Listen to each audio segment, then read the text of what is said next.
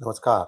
Hello and welcome to Feel Guru's channel. I'm your host Sri Iyer. Joining me today is General Shankar and General Harimohan Iyer as we talk about the possibility of boots on the ground. Let's welcome the good generals. Namaskar, sir. How are you? Namaskar and thanks a lot. Sir, I'll let you to start the ball rolling, and I'll be mostly in the background and silent mode. So please go ahead, sir. There's a lot to discuss today. Yeah, at the outset, the time has come when this war is getting into a cul-de-sac. It's not going forward. It's not coming backwards. Nothing is happening. Ships are trickling through Strait of Hormuz based on interpersonal relationship of country to country. It's just exchange of missiles and all that. Then nothing. There are no outcomes. At this rate, nothing will happen. And as days go by, it will appear that America is losing. And if days go by like another week or 10 days, things will go bad. As it is, the Britishers have said, no, we are not interested in this. We want to take care of our interests. The Germans are talking on some other direction. The French have said, we will deploy. So there's a multitude of reactions, not all of them coherent. They're all quite incoherent in terms strategically and tactically. And in such a case, the chances of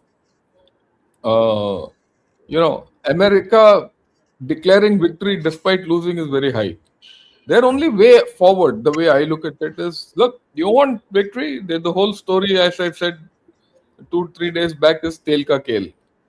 Everything is Telka Kale, and the construction in this Telka Kale is Strait of Hormuz. Okay. So we'll just refresh what I had said 2-3 days back, and then we'll see what are the options. Can I have that slide, please? Yeah. So yeah, see, if you have a look at it, see the oil facilities of Iran are here, and Strait of Hormuz is to be protected. And if you look at it, I had earlier also said, there's a marine expeditionary force en route. That will take another 3 to 4 days to come into this area, and then give them 3 to 4 days to acclimatize. I wouldn't say acclimatize, to orient and get into the swing of things. So we're looking at already at about 10 days from now when action can really start on ground. But even then, it can start at Natanz, where there's some uranium stock, provided they know where the uranium stock is. I mean, the way I look at it, if USA can get its hands on that uranium stock wherever it is, in whichever form it is, and take it out and say, look, here's the uranium, and that's the gold at the end of the rainbow, and then USA can declare victory and keep going where it wants. That's the way I look at it. So if they can get that, nothing like it, they can be used there. Karg oil terminal, that is right in the center, and whether they can get hold of it and then threaten Iran economically, because Iran has been fighting an economic war. They can say, okay, here I am, you do what you want, unless you come to terms, I'll not get your thing. And Karg Island is vulnerable, let's not have any doubts. And then the third point is, of course, the Strait of Hormuz, right? For anything, even for Karg Island to be captured, the Strait of Hormuz has to be breached. Right now, there's no convoys going through, nothing going through. To expect that 4 or 5 warships will sail through this without getting hit is, living in La La Land. You have to sanitize the Strait of Hormuz. Even for future, you have to sanitize. What is sanitization involved? It involves demining, capturing of islands. There are a lot of islands in the Strait of Hormuz. All those have to be physically occupied and sanitized. And to some extent, even the North Bank, which I've been talking of, is USA up to doing all this? We'll see. Of course, they can use Pakistani diversion, right? From this side, coax Pakistani, threaten Pakistani, coerce Pakistani to do something. I don't know whether they can do or not. Then, of course, then there are other options of Karg Island, all that we don't know. They can even hunt the launchers. The Marine Expeditionary Force can be tasked to hunt launchers. This was attempted in Iraq. Uh, uh, you know, Covert operations, we don't know, or for surveillance. So any of these things are in there. Insert surveillance teams where they feel fit, all that. But please take this slide off. I have spoken enough of it. There are many options available. I think General Harimohan must come and give his views. It's a fresh, whole new look into this whole thing. General Hari, yeah, I've given outer thing. All yours. Take it on. So, this is incidentally my first time I'm speaking on the current Iran war. crisis. Yeah, Oh, the last 2 weeks I was more interested in the T20 World Cup. So I was watching games, and by the time this war has actually caught on. Anyway, that having said, I'll start with two things which I found has not been covered anywhere in any. no, okay, yeah.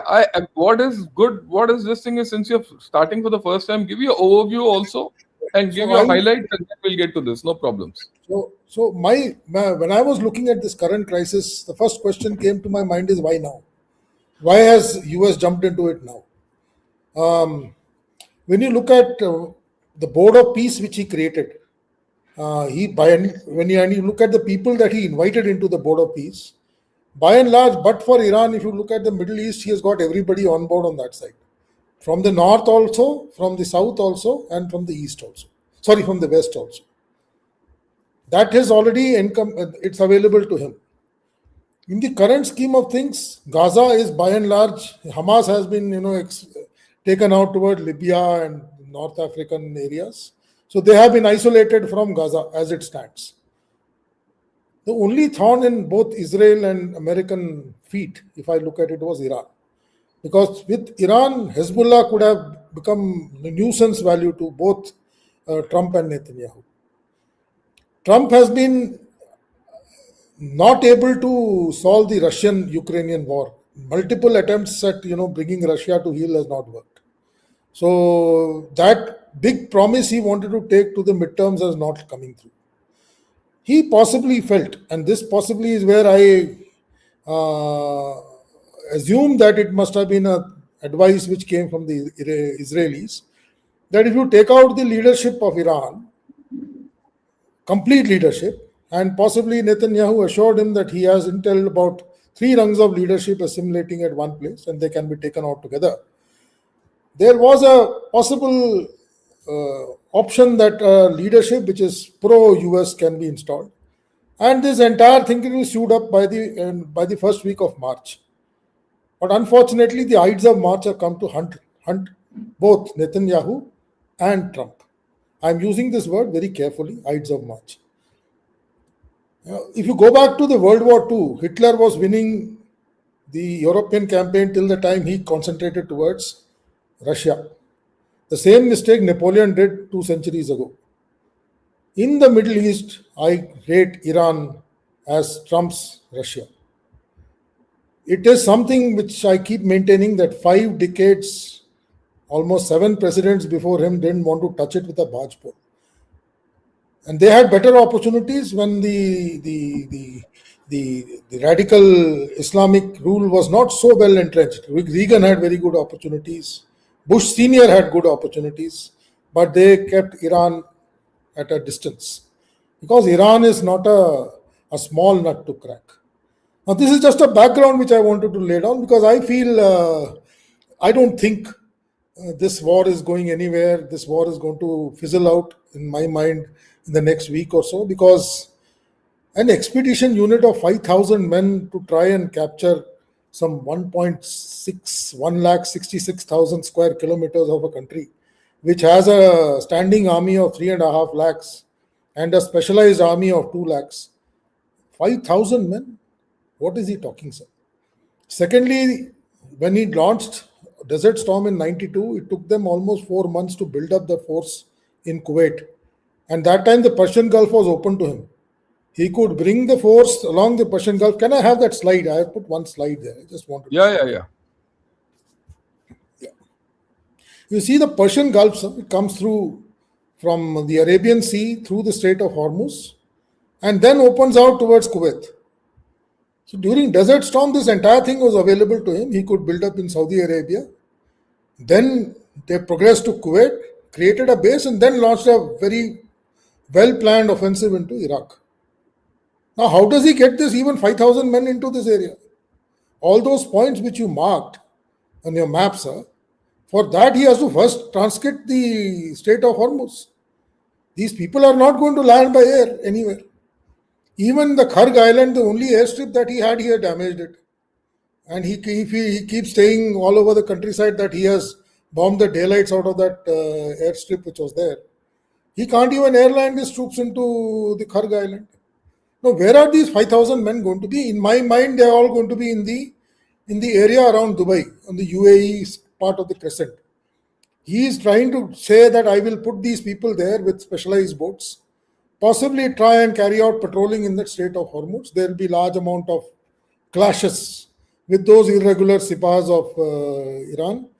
I don't think it is going to achieve, because Bandar Abbas is very, very secure harbor for Iran. They are not going to be holding it lightly. Assuming that is whatever provincial core is there in the south, I presume that the area of the Strait of Hormuz by now must be held by at least a division, if not more, size of force. To be able to even get a toehold into this area, you were talking about 5 or 6 islands to be dominated. I am saying even if he gets a toehold into this area, he'll need at least 50,000 troops. With an expeditionary force of 5,000, he's going to do nothing. So this is more cosmetic. It is again, in my mind, just another googly that Trump is playing, hoping like hell that it carries out the kind of damage inside the psychological mind of the Irani leadership, because there is a problem. The amount of pounding which Iran is taking, it will buckle down sometime. It is not easy for them. Their own oil exports have gone down because the Kharg Island Bay is no longer available to him, and he cannot also use the same area because of the. Yeah, we can take the map off, or you want the map? Yeah, you can take the map off, sir. They also can't use the same area because I believe the Abraham Lincoln has moved out, which was possibly in the Arabian Sea. That carrier group has moved out because they were threatened by the Fateh series of Iranian missiles. They can't afford to have a missile hit on any of their carrier task force. So he is now not in a comfortable position in my mind. All his bases, and I am surprised, he had about 14 bases which in and around the fringe of Iran. Now to expect 5,000 men to come all the way from the US to come and do his so-called ground offensive, what was he doing in these 14 bases for all these time? So in my mind, I think it is a half-cooked, half-planned offensive which was launched, possibly assuming that the leadership will collapse. The air campaign will bring them to their knees. They never expected that the drones will carry out so much of damage the way Iran has played. And I can tell you, Iran has played it beautifully.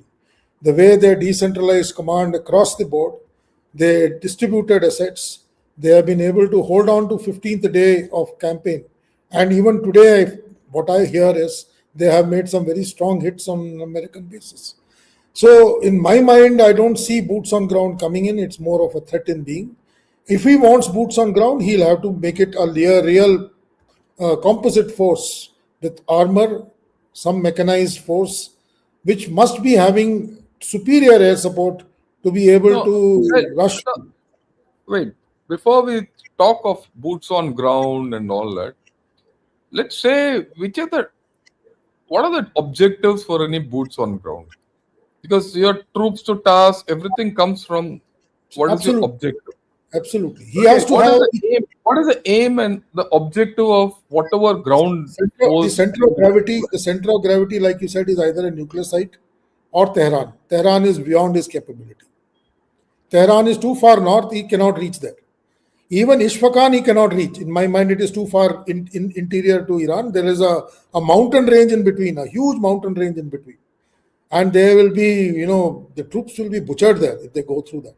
So I don't know. I personally feel at best he can have a foothold on some place along the coastline, and I don't see him even getting onto the Iranian mainland.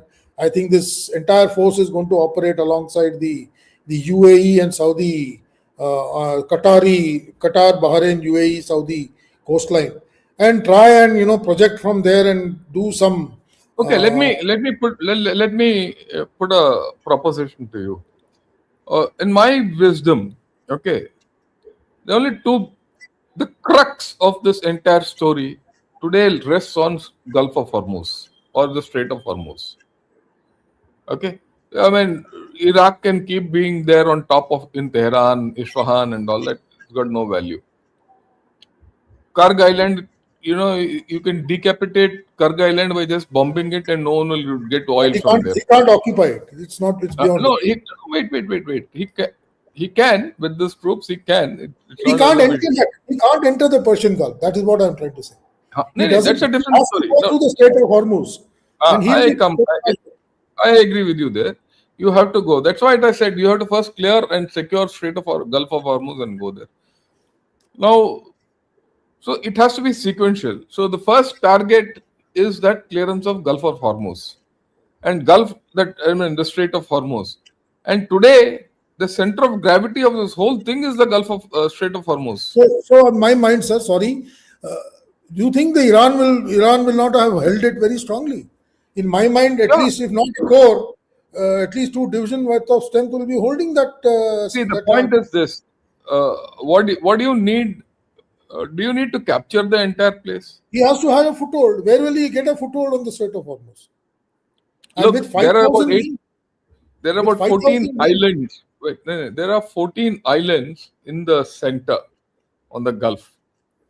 A marine expeditionary force, special force, can take over most of these islands. Sir, at best 1 or 2. With 5,000 men, sir, it is 2 Hey, battalions. No. Don't look at it from that 2 battalion point of view. The idea is to take over about 5-6 islands which are critical, and then the channel opens up. So And I then- agree with you, sir. Let's go step by step. 2 See, islands, sir. let's go look. step Okay, by step. wait. Let's define. It's not just he's got a marine expeditionary force of 5,000 troops there. Plus, he's got 50,000 troops otherwise also, and he definitely would have 50,000 troops infantry. are not. Those 50,000 troops are not combat. Hurry. I can always say he can't do it. I can look. I'm getting somewhere.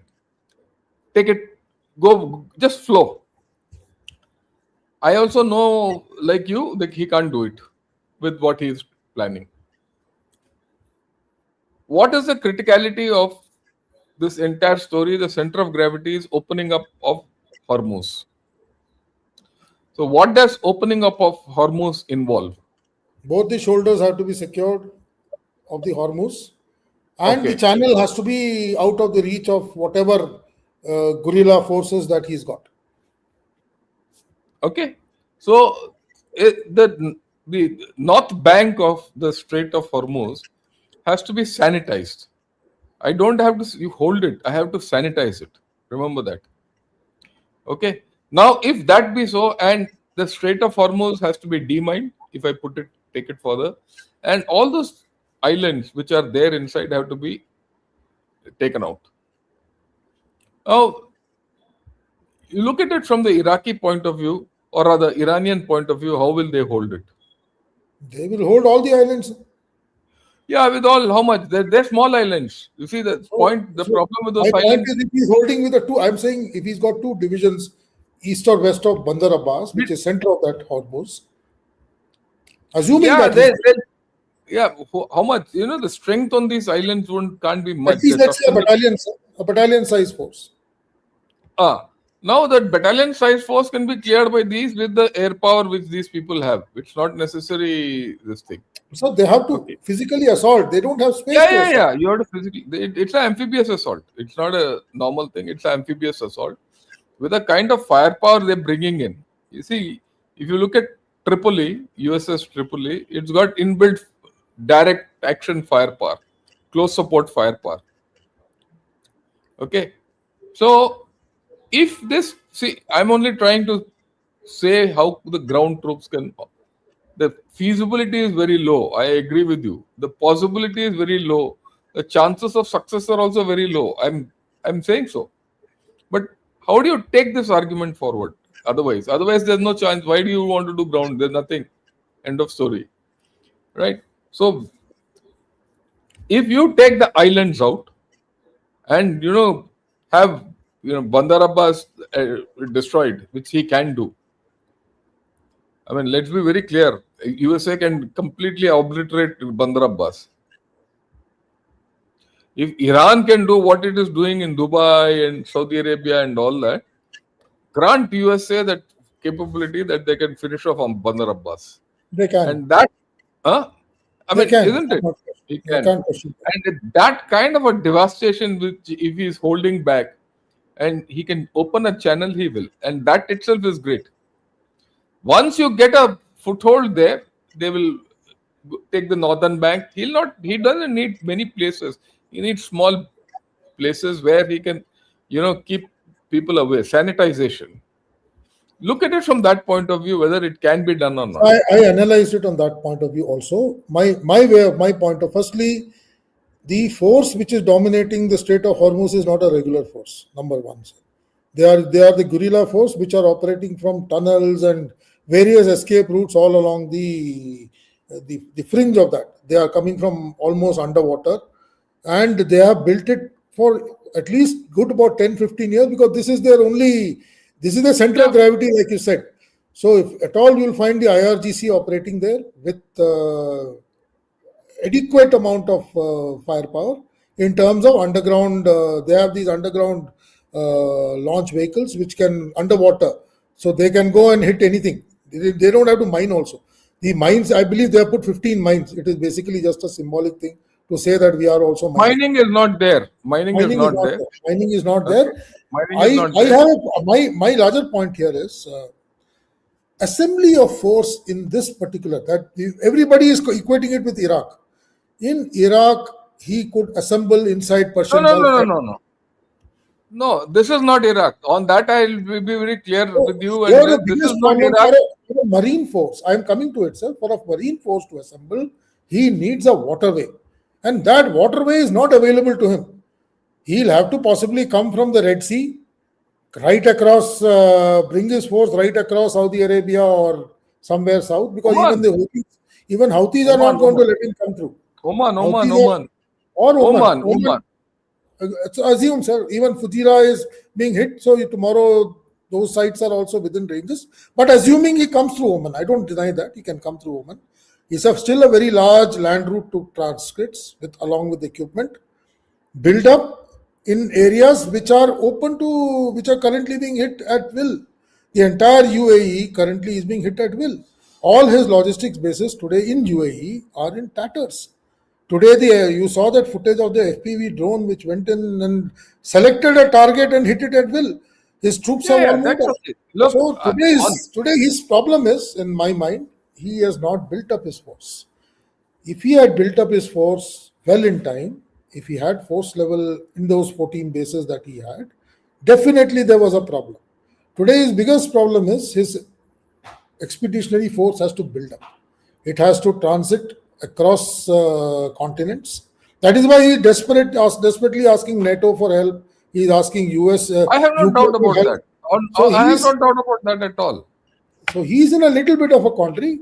I am also keenly looking forward to seeing how he applies this MEU, because it will be a good lesson for us, because we are always asking how that MEU is going to be linked up. Let's see how far it goes. For all you know, we might see Saving Private Ryan in live. That beachhead operation, possibly we'll all see it live on television. That is something which I don't think there'll be any beachhead operation in this. So yes, of course he has got. That is where I am coming to. He's got airborne divisions. He's not moving it. If he had built up an airborne division and launched an airborne force north of the Strait of Hormuz and tackled it from the north with the kind of air superiority that he has, possibly he could have dominated certain amount of areas. But I am a little strained for view. Why is he coming with a marine expeditionary unit, which in my mind will find it extremely difficult to get into the area of operation, because even his carrier task force has moved out of there. I agree with you. The point, all I'm saying is moving it. He's moving this force. What are his targets? What are the most likely target? Most likely targets are right, sir. It's going to be something worth watch for. Maybe the second half of March is going to be exciting for us. nice lessons to learn. Maybe our organizations also might change, because our Navy is extremely hesitant to create a larger marine force. And possibly, you never know, we'll have a marine division, which is something we have been saying for Yeah, long. yeah. So the point is that, look, there is a chance. It will be very interesting to see what this Marine Expeditionary Force will, achieve. 5,000 people, boots on ground, is actually 2 battalions. What they can do on ground, because they'll have their own logistics, their backup, PAO, all that, right?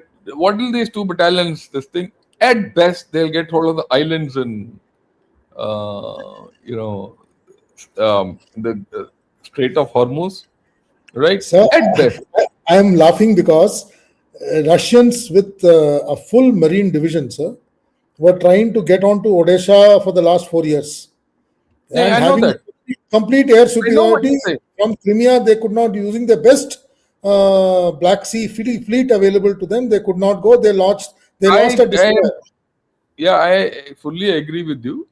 But this is the best you can give them. That's all. That's all. That's all. Right? At best. Whether At it best. can do, not do, we'll see. We'll see how it goes. We'll see what these chaps are up to. Okay. In the event of that not happening, where do you see this whole war going? So I feel next 10 days you'll find some kind of mediation happening. Russia is going to come in, and I think China is playing it very, very. In fact, China after Venezuela has shown a different color here. Venezuela, it played its total black demonstration. Now China is really showing its colors here. They are continuously drawing oil also from Iran, and I think they have enough resources inside Iran to help the Iranian government in whatever way it is. And a couple of noise which China has made in terms of they will not let Iran go in the way Venezuela went. I think this is possibly the last thing for China. If we lose Iran, China is a goner. So I also look at China doing some drama outside Taiwan in this period, because it will possibly deflect the US, because he's got more at stake there. Because Iran, he can come and revisit it later, but Taiwan once gone, is the entire East is gone. So I look at some kind of pressure coming there, but I see Russia coming in a big way. I think Putin is going to become the new negotiator. Somehow I find Modi has got a very good opportunity here. Our PM now, who's got good relations with all the three sides, if he plays his cards right, if he is able to negotiate, he possibly can get an end state and possibly win the Nobel Peace Prize next year, much to somebody's.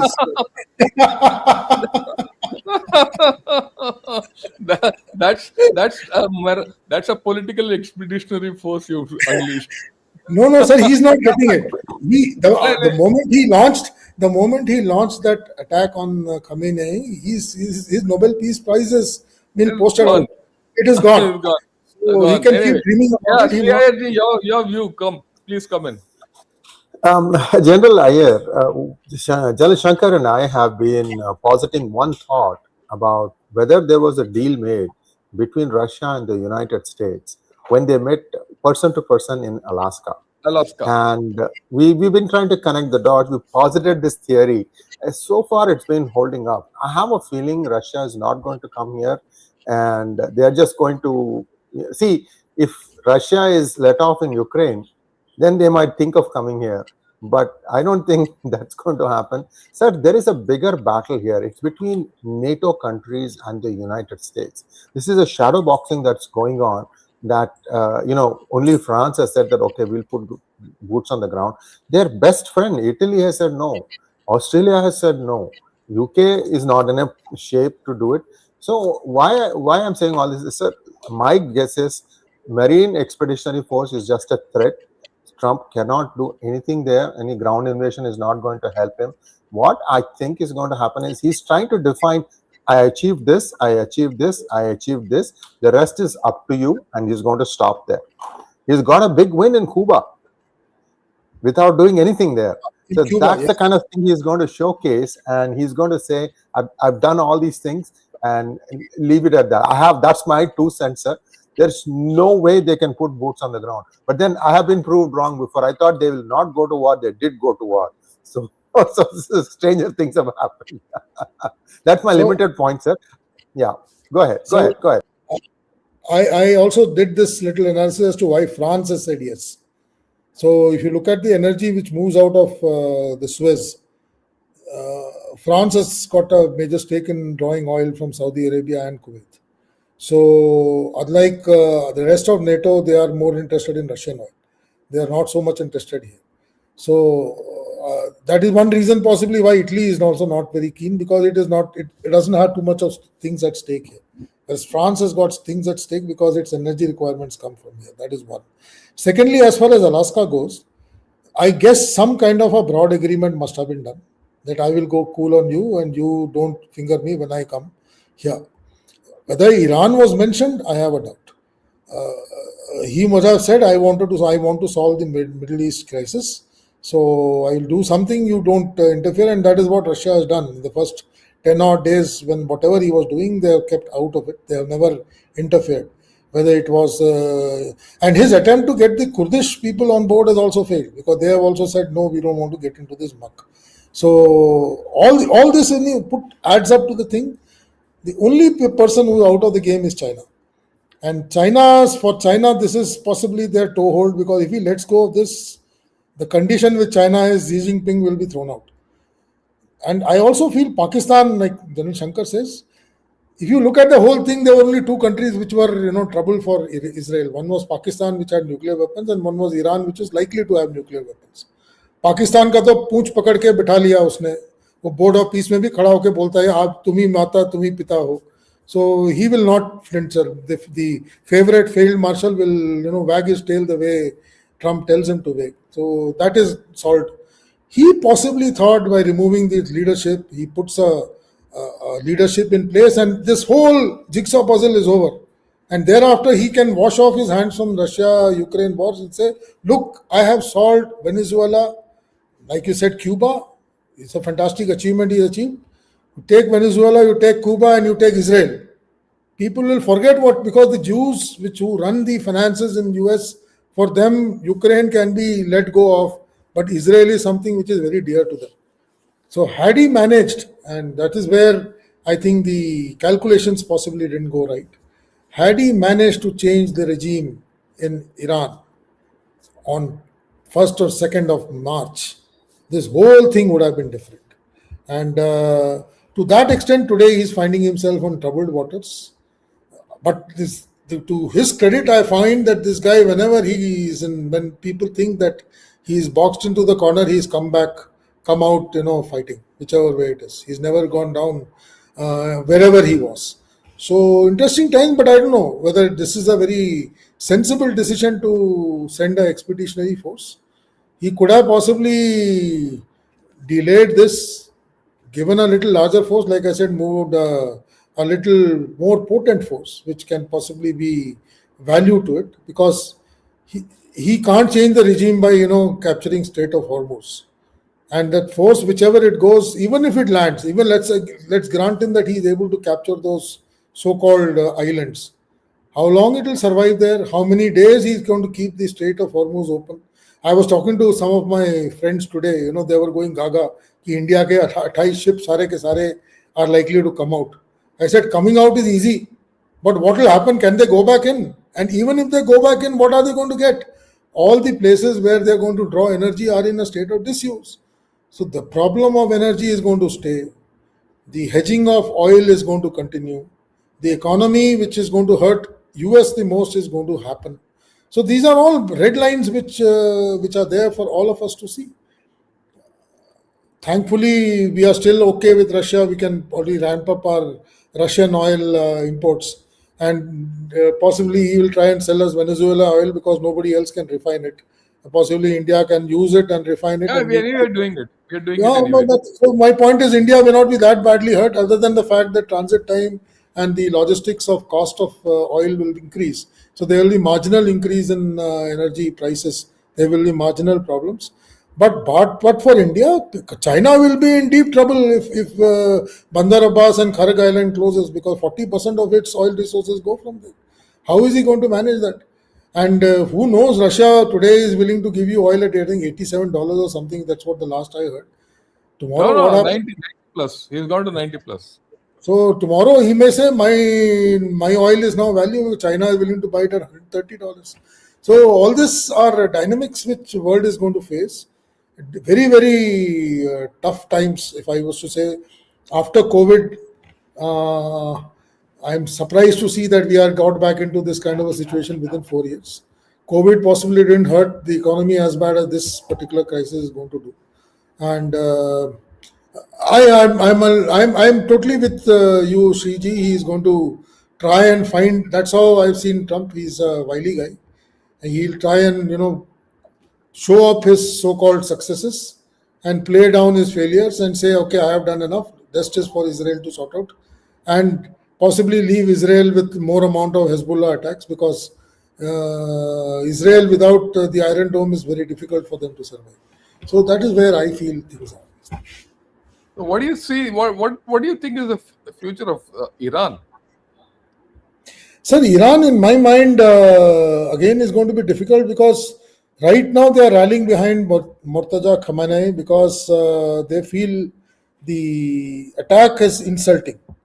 So those people who are fence sitters, maybe about 20% of population, has rallied behind the government.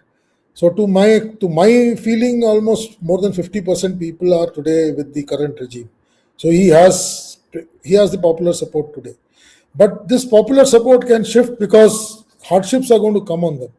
The effect of this war is going to open out on them only in the later half, because after, if Kharg Island gets destroyed and Bandar Abbas gets destroyed, their economy is gone, and they are going to find difficult to survive in this kind of a system. So there will be some degree of unrest. How that unrest is fueled, whether CIA and the operatives who are experts at running it the way they run it in Syria, I possibly felt that was a much better and easier way without dirtying their hands. They could have waited for 6 months. That's why I say the whole thing is because he was not able to get the Russian Ukrainian card. He jumped into the Iranian cauldron much before it was ready.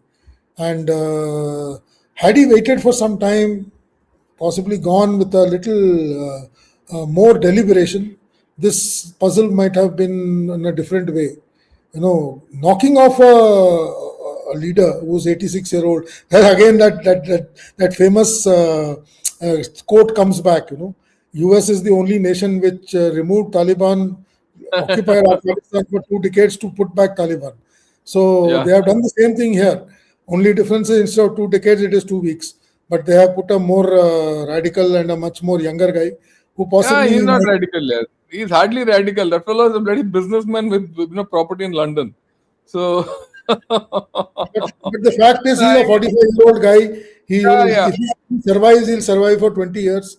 So Reza Pahlavi's next generation will have to now look at possibly sitting. Reza Pahlavi is out of question, right? So they were trying to place him. Yeah, so the important point you brought out, which I think is very important, is the fact that it's not Iran might say it has won this war, but what after this for Iran?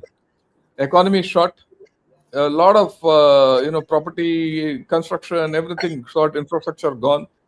So to rebuild that, they need money. Where will they get that money from? They stand isolated today in global affairs. They'll have an internal leadership problem. Mustafa might now be in chair, but can he consolidate? Because of all this churn which has gone on, there'll be a huge thing. The post-conflict problems of Iran will come up, and you're seeing an emergence of a weak Iran. And this weak Iran, and what else? Another thing which Iran has done is it has antagonized all its neighbors. Every neighbor, especially in the Gulf, is against it. They'll not allow any Iranian to get in, and they'll keep Iran at an arm's length. So it's not going to be easy for Iran. And I'll put it this way: for whatever happens, America doesn't have direct stake in the oil here because it's oil surplus. It doesn't have. Doesn't have. So American economy will revive, barring except that ammunition which they have lost. And for all you know, I mean, people talk of ammunition, yeah, war and all that. A lot of this ammunition must be old ammunition which they've pooped off. So, which we all do. Okay. Training ammunition. Yeah, now we are all laughing, but that's what we do. You put the old ammunition off and keep holding on to the new ammunition. So to that extent, I am okay. You know, America has not lost much. Some amount of loss of equipment, all that, and they'll go back and they'll revive their economy. In fact, this might revive and rev up their defense industrial complex. In a funny manner, this might be the push which America needs to get its engine going.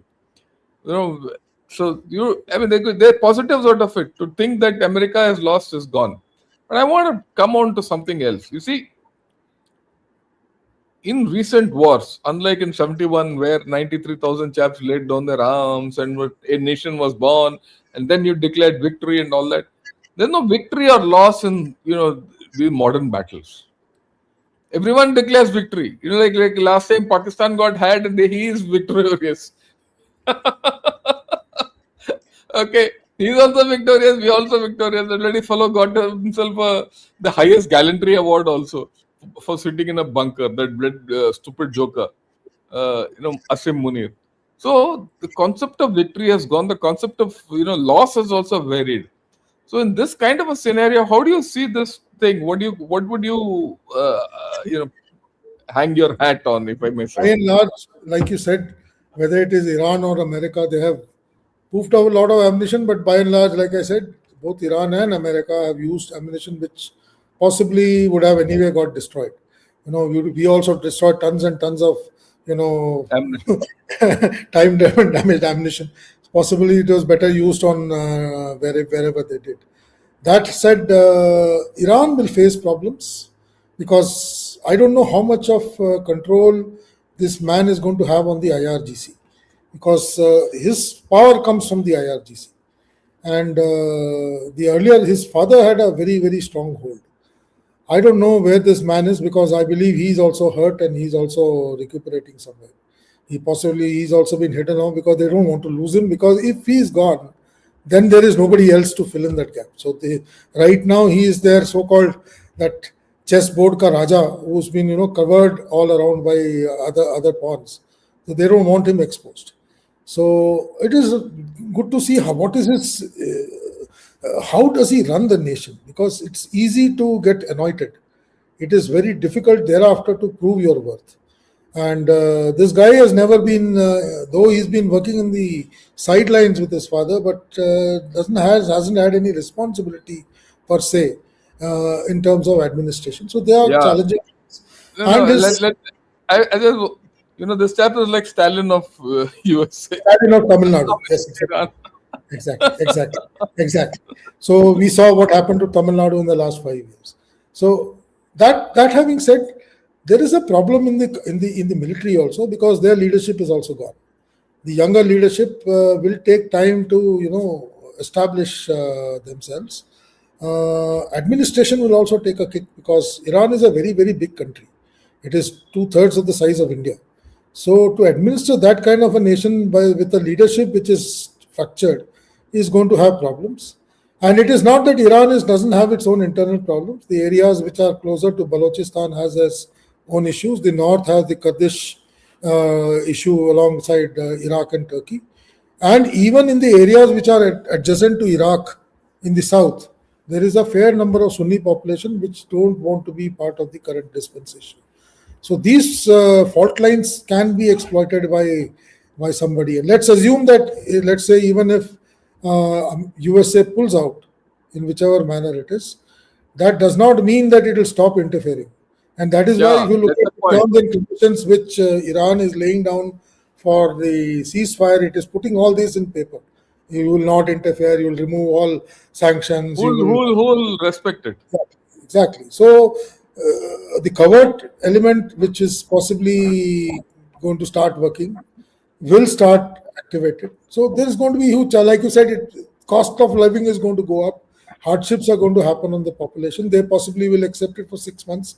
After 6 months, those 20% of people which possibly shifted the alliance due to the due to the attack, possibly may come on the other side. So a possible revolution again is a possibility. Interesting times. I am a little skeptical whether the IRGC is going to play ball the way they have played for the last 20 years.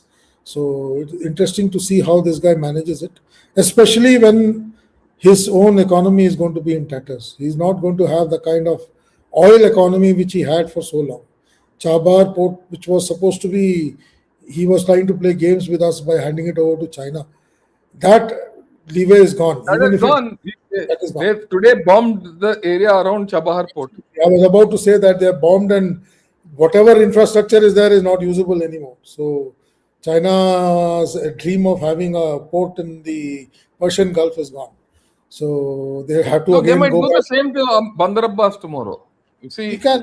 Bandar Abbas is a little difficult because it is entrenched. Chabahar was in open sea, so it was easier.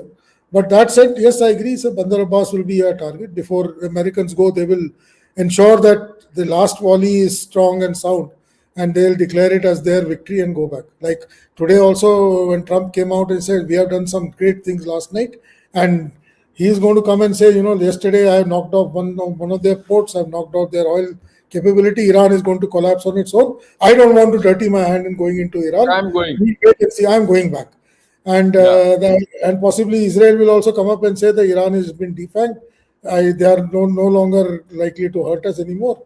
So possibly everything will go hunky dory and Iran will fall on its own. So it's not everything is not gone for USA. Only problem is the midterm elections are close.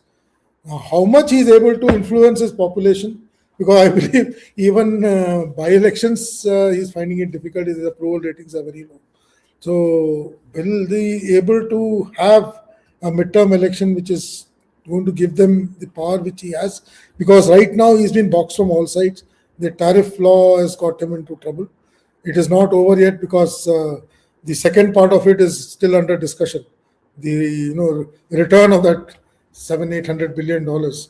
So there's going to be how will he return it, because he's already reduced the tax, so he's got no revenue to return that money.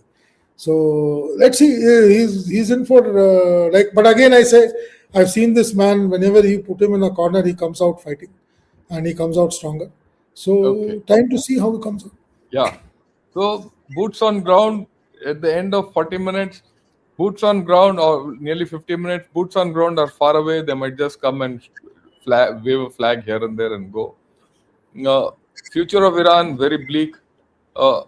America beyond a point won't get hurt. That's my firm conviction. I also agree with that. People are saying, "Oh, this is the end of the American empire and all." I think it's all nonsense. Nothing of that kind will happen. America. But if he goes that one step of putting boots on ground, then he's in trouble. I see. Like you rightly said, there's no question of boots on ground because the boots are not there to be put on ground. The fundamental thing is there are no boots on ground. And right from beginning, they were very clear that there'll be no boots on ground.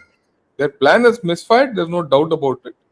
But because their plan is misfired, they're going to completely annihilate Iranian infrastructure, all that, and leave a rubble out there. No Iranian regime will have the capability to look outside and say, "Oh, I'll do this, I'll do that," right? And there's another thing which you actually, as you mentioned, it came to my mind. You see, today the army is split. I wouldn't say split. It is decentralized, acting independently, autonomously. Now, what happens when such an army? This is not a regular army, like the way you and I are, all that. It's still a religious, a theocratic army, if I may put it, a radicalized theocratic army. Such people have a tendency of becoming warlords, right? There might be that odd guy who will say, "Oh, bloody hell, yeah, why should I listen to this fellow? This fellow was just sitting there. This politician was sitting there at the top and I doing nothing. I was the one who was fighting and I was the one on ground doing everything." And don't be surprised if CIA and Israel chaps are pumping some of these fellows up to rebel. So the what's going to happen to Iran is gone into a deep zone of uncertainty. Right? We don't know if this, like you rightly said, Mustafa will survive. It's not a matter of physical survival. We don't know whether he'll survive the rigors of post-conflict Iran. We don't know who's going to come next. So the power centers would already be sharpening their knives internally. And this is and this is also the history of all the Muslim nations. Radical Muslim nations have had this thing. So we'll see. Someday the ball falls on them. Yeah, right. So we'll see how this whole story goes. I think we've done enough. Can we take some questions? If you could come in, and I don't know if Shreyadi doesn't come, it's okay. We'll take questions. We'll go alternate. Will you come in for the questions, or you want to this thing? No, you're muted. I have some noise interference here, and okay, fine. Carry on. We'll carry on. Not to worry. Okay. So let's start with the questions. Yeah. Namaskaram. Thank you, dear General Shankar and General Harimohan Iyer, for your analysis. Jai Hind Ki Sena, Jai Bharatam. Thanks a lot, Bhaskar. Right? And General Shankar, what are your thoughts about the future of Dubai in short and long term? Will the entire tax haven utopian dreamland concept change soon if we foresee West Asia not being the same ever again? Your views, Hari. Yesterday I saw the Dubai real estate market crashing, and it has really crashed very badly. So it's a temporary. As long as UAE is able to hold together, that is very important. UAE is again a dynamic group of Emirates. The best part of it is they have all allowed each other to grow, whether it was Abu Dhabi or it was Dubai or whatever. So as long as they are able to regroup and look after their own assets, with a little fallback, you can say 10 years as a figure, I see Dubai, Abu Dhabi and all other parts of the Emirates coming back to where they were, possibly even stronger, because weaker Iran means a stronger UAE, because they will be thereafter dominating the entire waterway of the Persian Gulf. And even Saudi Arabia might come out stronger. Yeah, I mean, there's another practical way of looking at it is, that look, every world needs Dubai, or some place like Dubai. Earlier it used to be Beirut. Before that it used to be Switzerland.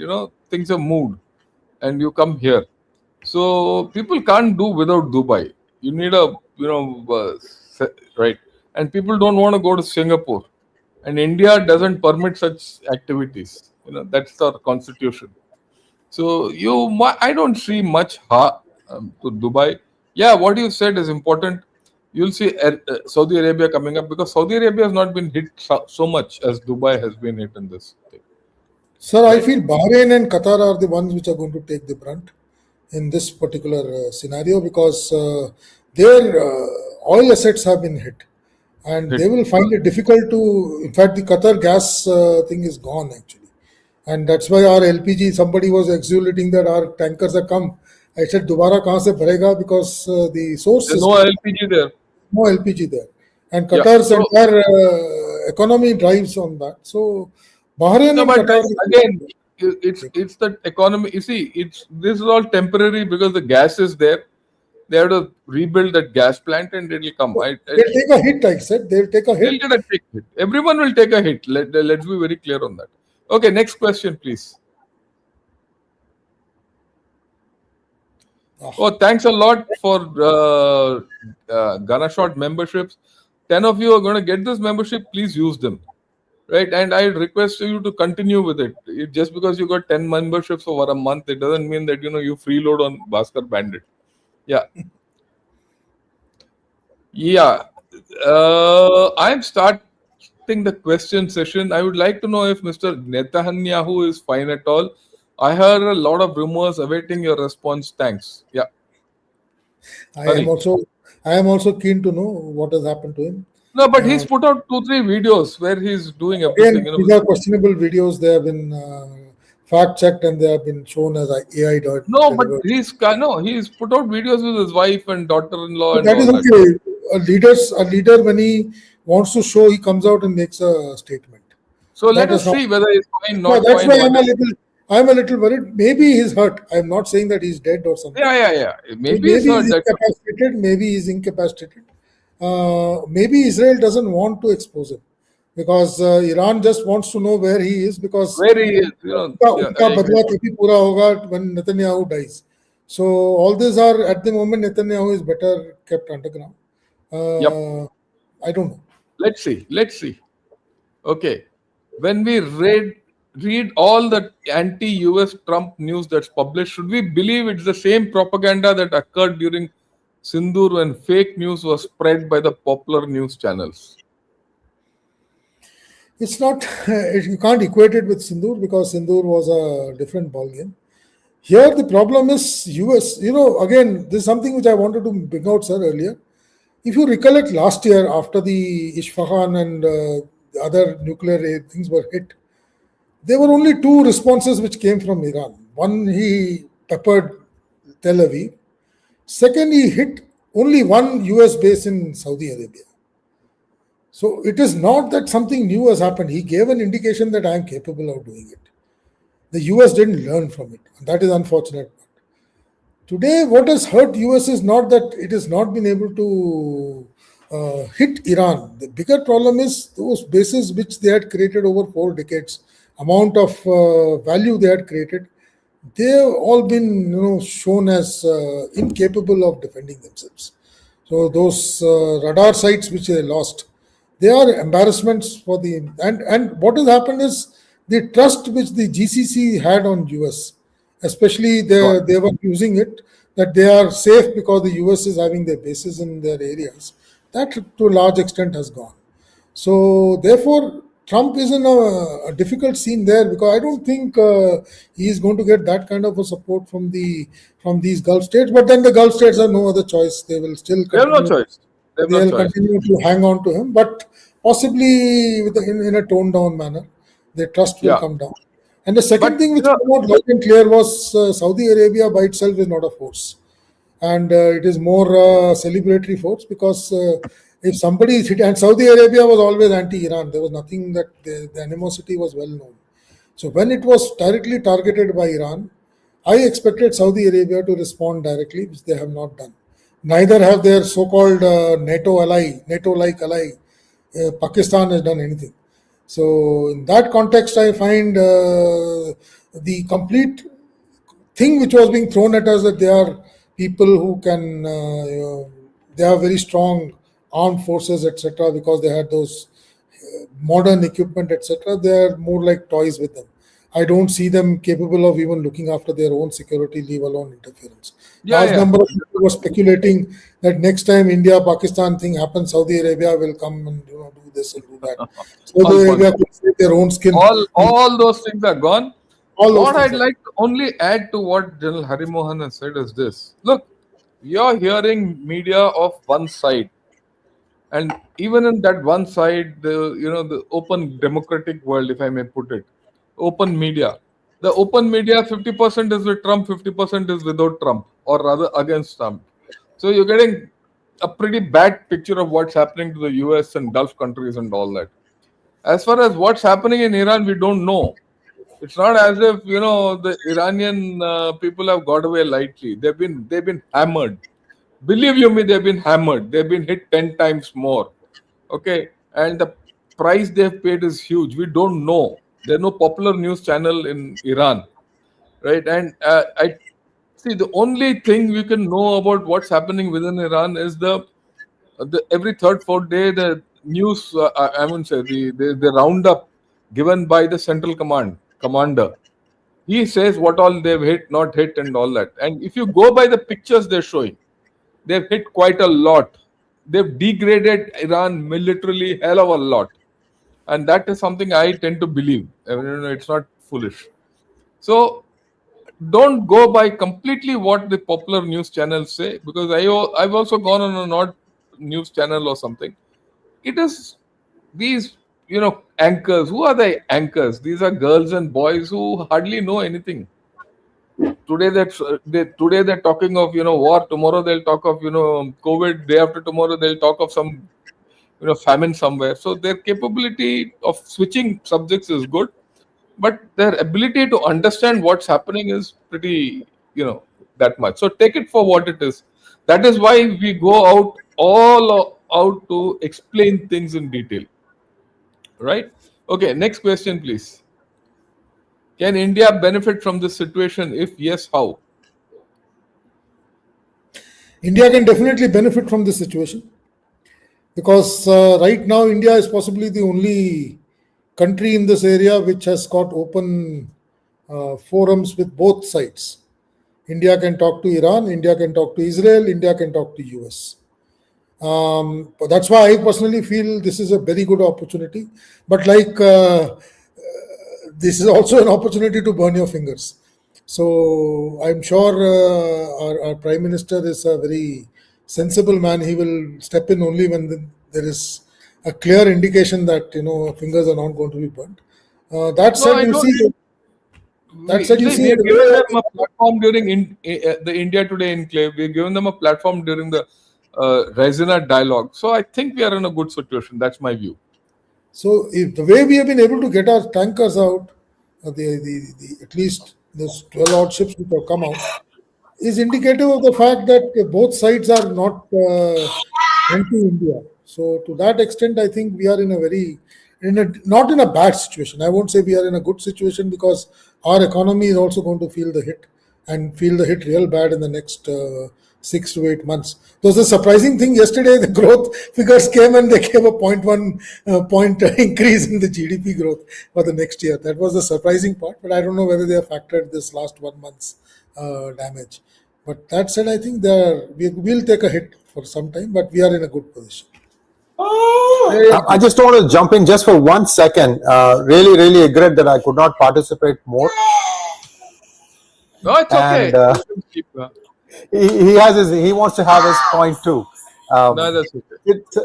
If you notice, General Iyer, General Shankar, now the domestic politics is also heating up. This is preparation for midterm elections, Elections. and he is going to log out. There is no reason for him to keep his finger in here. Also, remember one other problem that countries like Saudi Arabia are going to have is if 1 second, sir,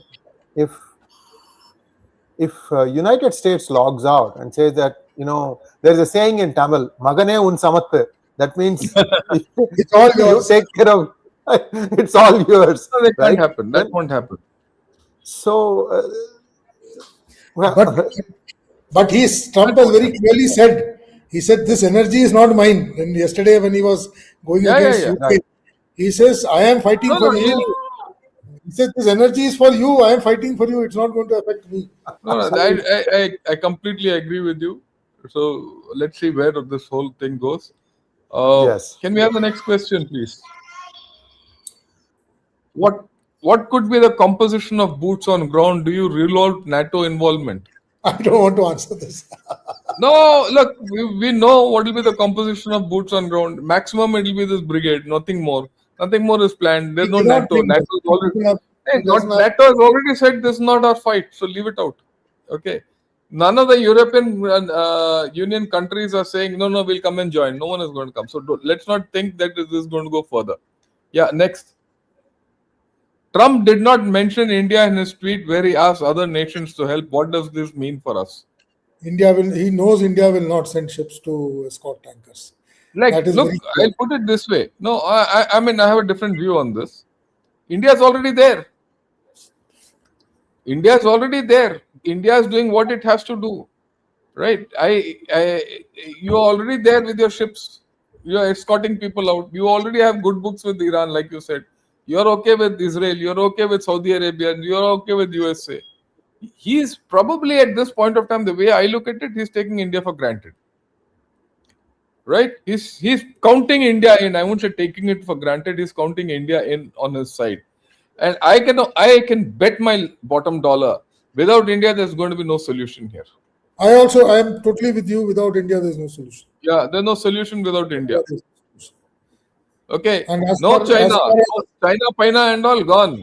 as far It's as India. Indian Navy is concerned, Indian Navy actually operates up to the Gulf of Oman in its normal beat. So that is within our AOR, and therefore for ships they are already there in that count. Whether Indian ships will enter the Strait of Hormuz and go as a We'll see that. That is something to be seen, because it's a very Let's difficult. see how the situation evolves. There's no point talking about it now. Yeah, next question. That's it. Yeah. There are news coming that Iran will only let ships pass in Yuan to go through. Is it true? Wouldn't this be good for China? It's an Can't old happen. news, because this was 3 days old, and after that he has let Indian ships go through. I believe some Bangladesh ships have also been allowed to go through. So he's picking. So basic thing is he wants to declutter the Gulf. So all these ships will be allowed to go out. His bigger thing is he's not going to allow any ship to come in. And even if a ship comes in, what is he going to fill? Because there's nothing there to fill. So that is a See, bigger challenge. yeah. And not only that, food security for people. Food has to come from outside. Nothing grows there. Remember that. Yeah. Is West Asia peace lost forever? This is what people said when Iraq war happened, and they said it again when Iraq war happened again. West Asia, in at least my lifetime, the 60 odd years that I have lived, has always been like this. The last one saw Beirut to be a. Other day I was seeing a very old movie, and I saw Beirut to be a bustling city. I think it was the late 60s. For the last 60 odd years, West Asia has been on fire. And it has been like this, whether it was Iran and Iraq, whether Syria and Jordan, Jordan and Israel, Egypt and Israel, Saudi Arabia and Yemen. So this kind of a dynamic has always been Yeah, there. yeah. We'll continue. It will continue. West Asia will stumble from crisis to crisis. That's the way I look at it. Given the weaponry and munition available with the Iranian militia, Houthi, Hezbollah, et al., the US-Israel combined are aware of the weaponry, munition, and quantities available with Iran. Yeah, I think so. Yes. Israel will never commit troops into Iran, take it from me. Israel has got its hands full taking care of its own borders. Yeah. And it's not going to go beyond that. Even now, Israel has switched its interest towards Hezbollah and Beirut, back to Lebanon. It's the complete Iranian front is being held by US currently, and it is US versus Iran, and Israel has become the thumping boy, because along with the US base, he is giving it back to Israel. But Israel is no longer very actively involved in strikes inside Iran these days. How many kgs LPG the average household needs to have its own 30-day supply? See, Not the much. issue is not that. Issue is this LPG. Your requirement was based on certain degree of supply lines. Now, if this supply line goes, you'll have to look at some other avenue. Where this avenue is going to come from, I believe we can ramp up our own capabilities also. I believe Reliance has already ramped it up from about 80 million tons to 1.2 billion something. So to that extent, 1.2 lakh tons. So to that extent, I think LPG per household can't be calculated. There is an interesting fact which is coming out in the social media is today with this Jeevan Jyoti scheme which the Prime Minister launched. The demand for LPG has gone up, because today even the village households which are not earlier on LPG or demand Are also on LPG. on LPG. It is a temporary problem. We'll find a solution. For all you know, your unsubsidized cylinder might go up to about 1,200 to 1,300 rupees. That one should be prepared. And not only that, the LPG average household, to give you a fair idea, a big household, it will last about 45 days. In a small household, it goes about 2.5 months. Right? That's the way it is in India. I mean, that's a ballpark figure I'm giving you. He's asking from outside. I didn't know that. Yeah, it's about 45 days to 60 days, depending on how one. Okay, refill. next. Is China still getting subsidy from Russia? I don't think so. I think Russia is giving subsidy to everybody. I think he's giving $4 to India. That's what I heard last. Right. He'll not give anything to Russia. Be rest assured. He must have by now withdrawn it. Okay. Because Russia and China started having difference of opinion for the past 1 month. So the only difference is he's got a pipeline. So the transit costs are lesser for him. No, maybe not. But, well, we'll not get into those dynamics. But the subsidy is out. Next. Subsidy is out. Subsidy. What if oil goes to 135 and then to $67? Mean one spike in war, then sudden cool down? What do you do of this? People will make money. That's about all. People in stock market should sit and wait for oil to come back to Yeah, 67 yeah, and start reinvesting. Or you yeah, should be bold enough to buy oil at 135. You yeah, possibly yeah. Okay, is the tariff battle drowned in the noise of this bloody conflict? No, General Harimohan said, what happens after this whole story is there? He has to go back. That second part of the judgment will come, and how do you repay this back is a $1 million question. So let's not be in a hurry to decide on anything. Okay, next question. Yeah, the bridge too far, I, selfish. I, I told him last time to watch the movie because I was discussing Operation Market Garden when I was talking about the Okay, changing nature of warfare. okay. Why should Iran not be broken? If UK could do it for Bharat, why not do it here? I don't think Iran is that fractured. That's the only difference. Iran, being Persia, has held on like a nation for I don't know how many thousands of years. Iran as a structure has been what it is for a very long time. Only thing is the people changed from Zoroastrian to Islam, but then they Islam. stayed. They stayed there. The only difference, the fault line is they have a tribal sect which is adjoining Balochistan, and then they have a Sunni sect which adjoins Iraq. Besides that, by and large, it's a very closed society of Shia Muslims, and possibly the only Shia majority in the world. So I don't see Well, it might break. it I won't don't break. see it. It won't break. Okay, Ayatollah Shah, all changes forced by US plus Great Britain since 1923, and people blame extremists in Iran. Do we know where real extremists are? Yeah, look, okay. Let me put it. I'm going to do this tomorrow. I'm going to do this.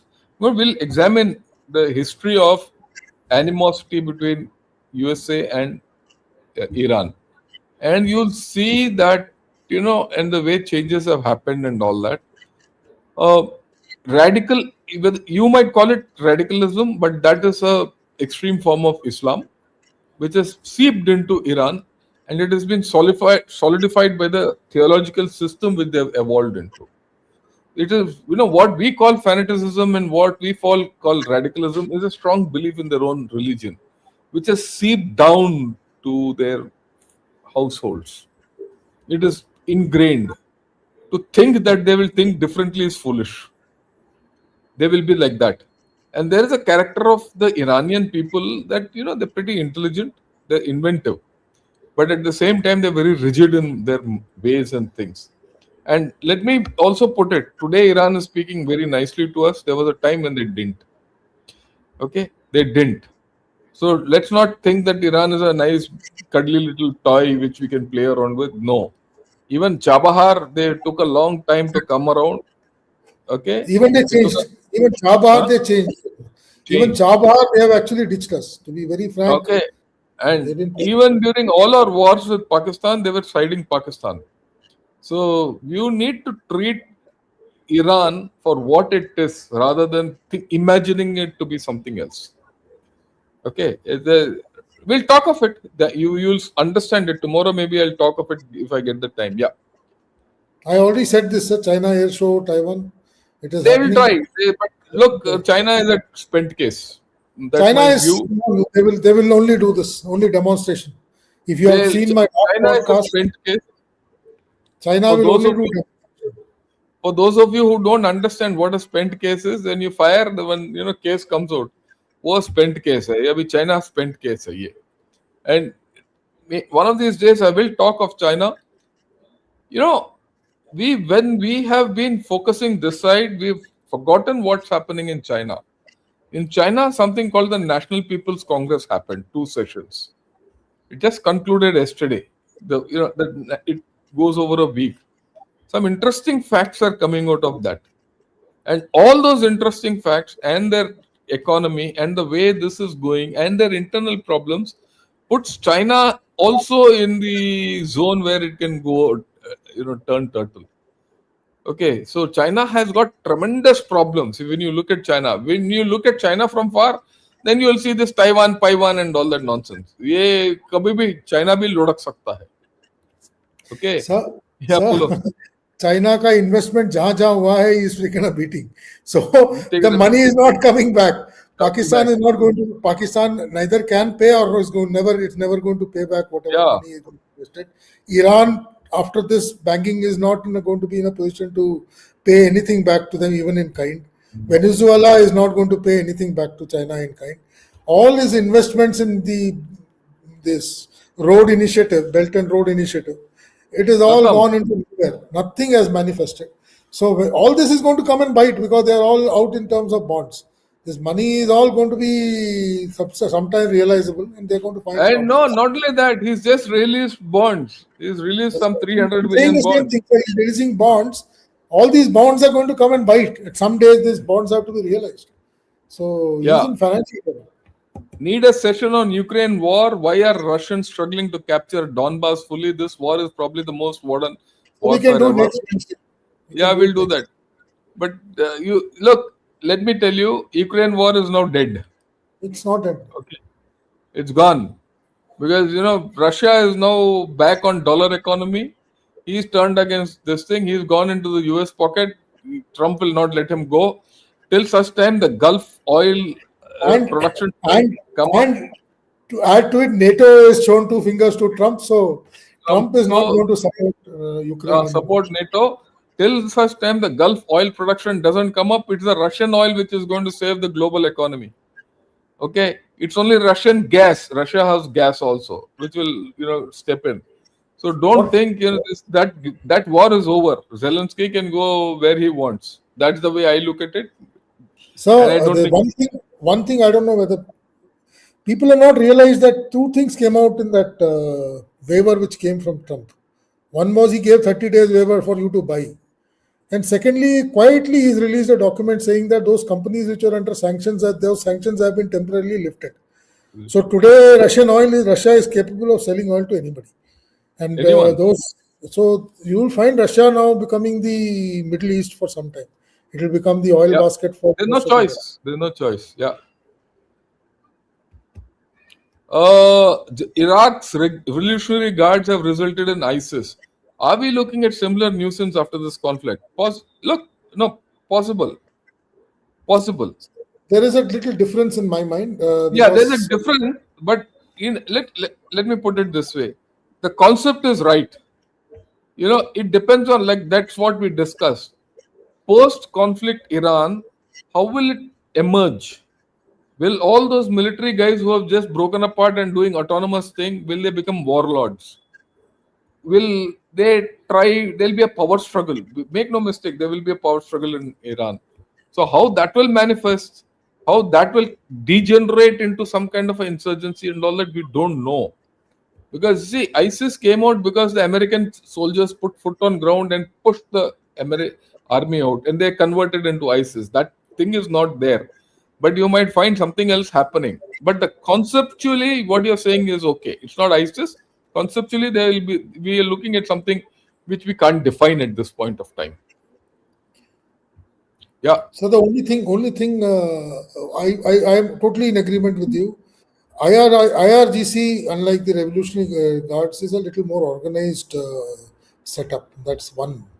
Secondly, it has always stayed with the man in power. The IRGC is not we'll something which see. came from. We'll see. So, We'll see. and thirdly, IRGC has never gone the terrorist way. In though Yeah, the only I, person I who agree usually with you, but I disagree with you to the extent that Quds Force is completely IRGC, and Quds Force is a combination of ISIS and CIA. it's a militia. Quds Force is a militia, and I agree with that. But then No, they no, are no, no. Okay, anyway, we'll not this thing. We'll talk of it some other day. Okay, next. What is preventing India from formally establishing full diplomatic relations with Taiwan and selling them Indian weapon systems similar to how China has done with Pakistan? तो तंदूर के अंदर हाथ डालने का क्या जरूरत है यार? Let China fry its Yeah, own yeah. cook. करने दो यार. Why do you want Taiwan is so far away? Why do you want us to get involved in Taiwan something? If you want to do something covertly, I'm sure the people who are interested with it are doing their little bit and keeping. We Yeah, need to yeah. keep the tandoor. We need to keep the tandoor warm. Okay, so that when China puts its hand into it, it should burn. It's So burnt. That's it. Why should you put your hand into it? So sometimes I find people think everything we can do. We are a smaller nation. We have never We shown don't interest. have to do all that.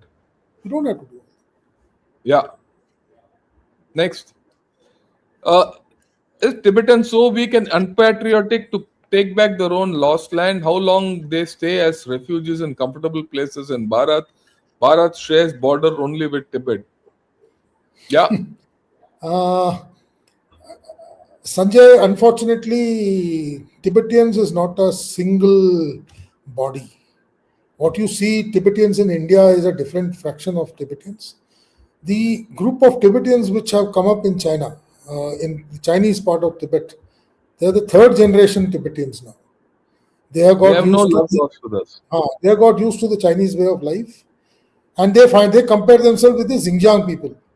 So the Xinjiang Muslims, they get actually treated much worse than Tibetans. And by and large, China in Tibet is not creating any. It's not creating any problems for them. They are living a very very good life. In fact, Lhasa, the way they have developed, kind courtesy, their interests in the Western world, they have connected it to mainland China much better than we. It took us so many years to connect Srinagar to Jammu. I think 70 years. They connected Lhasa to mainland China 30 years back with a railway line over a glacier which was permafrost. So they take care of their people. So let's not get carried away by the Tibetans you see inside India. People again inside India are no longer the Tibetans of the old. They are also second, third generation Tibetans. Oh They have yeah, got they're used- idli eating. They're idli eating Tibetans. You know, they I have met got used to happy life here. I went to McLeodganj and spoke to one guy who was flying a Tibetan flag. I said, would you like to go back? He said, नहीं यहाँ मैं बहुत खुश है. यहाँ पे मेरे को refugee पैसा मिलता है. I have got a lovely house. I am living happily. He had a car. He was carrying a Mac laptop. I was to think 10 times before buying it. As a refugee, he was floating around with a notebook. So they are all happy here. So Tibet, by and large, I don't think. And you go to Mysore, no? Mysore में इनका एक Tibetan settlement है. हाँ, वहाँ जाओ इडली और डोसा खाते हैं वो. फर्स्ट क्लास बनाते हैं, खाते हैं. वो खुश हैं यहाँ. Local language बोलते हैं. They I don't even think they speak Tibetan. Yeah. Chalo. I think we're done for the day. Oh, thanks a lot, Hari. And Shri Iyer ji is not there. We'd like to thank everyone who has joined in today for this podcast, joint podcast between Ganashot and P Gurus. I would request all of you to like this video and also subscribe to Ganashot and P Gurus. With this, thanks a lot, Hari. Till next week, we'll call it and we'll continue with our discussion later. Bye. Take care and have a great day. Always a pleasure. Thank you.